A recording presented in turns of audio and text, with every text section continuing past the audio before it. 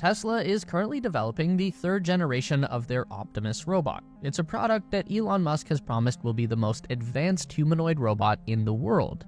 Tesla's competition in this market has been heating up as well.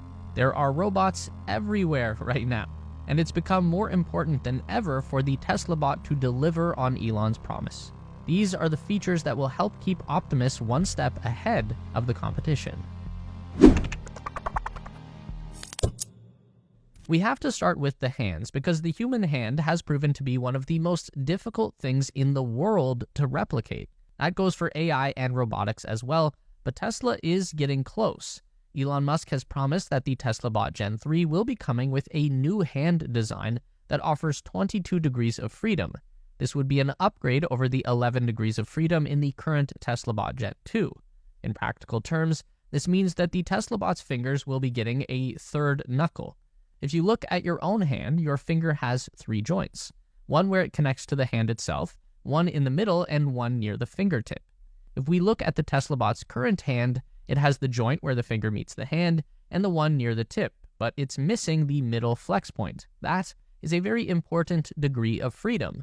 We've seen a very interesting evolution of the Tesla Bot hand design. If we remember back to this image of the robot hands forming a heart from AI Day Part 2, this one didn't really have fingers, just a thumb and 2 claw-like appendages. Kinda reminds me of Danny DeVito's penguin from Batman Returns. Anyway, this is following in Elon Musk's philosophy of the best part is no part. What you do is remove so many parts and components from a product until you're forced to start putting stuff back in.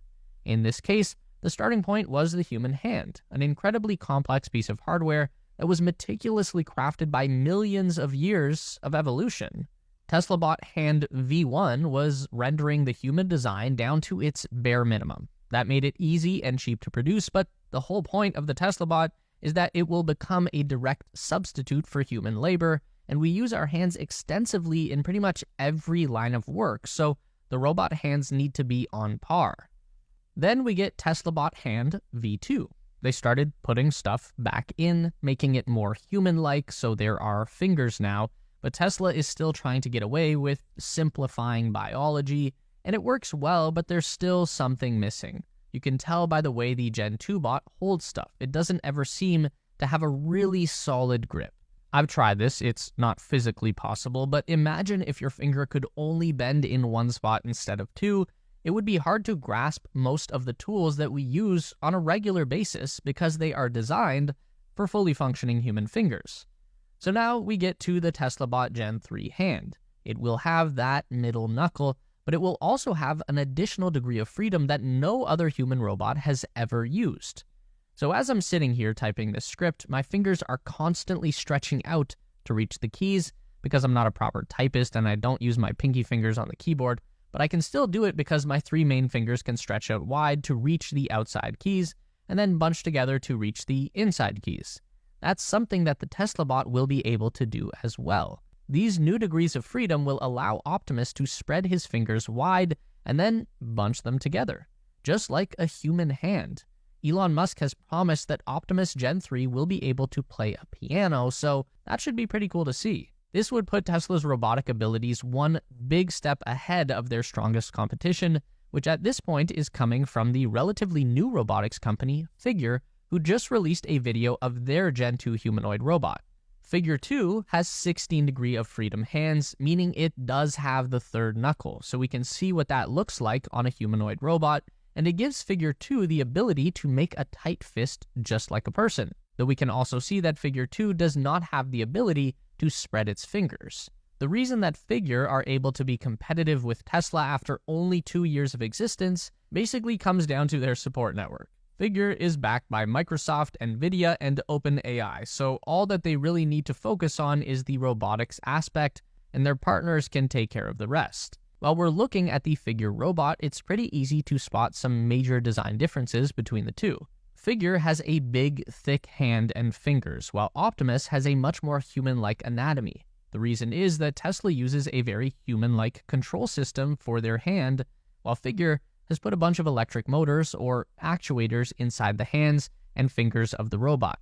Tesla opted to use metal tendons that run through the hand and into the fingers. Again, same deal in your own hand. It's not full of muscles. If you clench a fist and release it, you'll feel muscles flexing way back in your forearm. That's where the hand really gets its power from, and the same happens in the Tesla bot. We also notice a big difference in the wrist of Figure 2 compared to the wrist of Optimus. Again, Figure is chunky, while Tesla is sleek and human-like. This comes down to a preference in actuators. Figure obviously prefers rotational actuators for its robot joints, which are basically just electric motors. Instead of spinning around, they just rotate small amounts to move the joints, while Tesla prefers linear actuators, which are also electric motors, but they function more like pistons. They extend and contract to move a metal rod in and out that pushes and pulls on the robot's joints, which, yet again, more closely mimics the human anatomy. Every move you make is a balance of muscles contracting and relaxing. Aside from their very flexible hand, one of the biggest flexes in the new Figure 2 video is the section where the robots are performing tasks on an assembly line. This is the body shop inside a BMW car factory, and it's made to look like the robots are performing useful tasks. Any human worker who moved this slow would be fired, of course, but they do seem to be able to do the job, which is neat. We've seen pretty much the same from Tesla over the summer. Elon Musk said that there are 2 Optimus robots working at a Tesla factory in Fremont. We've now seen a couple of video clips where the bots are taking 4680 battery cells from a production line and placing them into shipping containers. Again, they are moving painfully slow, but they can do the job. Elon keeps promising that by the end of the year, there will be bots working in the factory doing more tasks, so hopefully he's not too far off with that prediction. Here is another big feature release that is going to be critical for the Tesla Bot Gen 3. It needs to have a voice.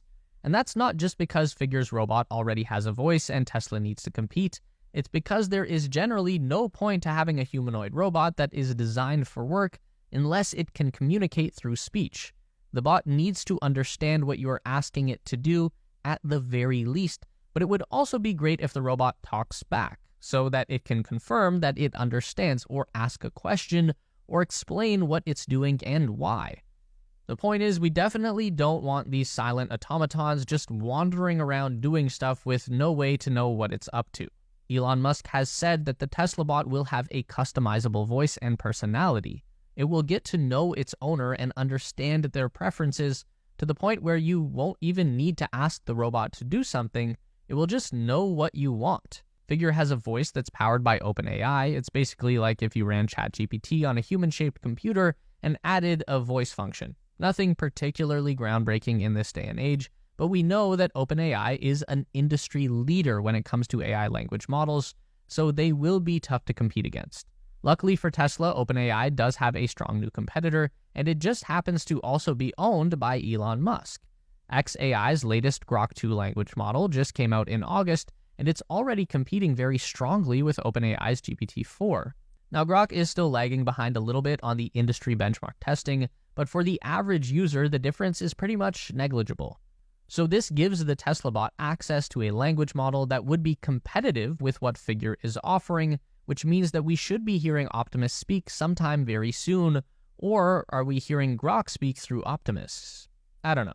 What I have been trying to figure out is how to reach a point where interaction with the robot is more conversational. The biggest problem that stood out with the Figure 1 OpenAI chat video is that the bot was always very slow to respond, and that's with the advantage of industry-leading AI models and computing hardware straight from NVIDIA.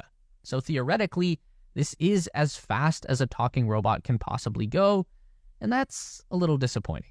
From what I can gather, the problem comes down to energy.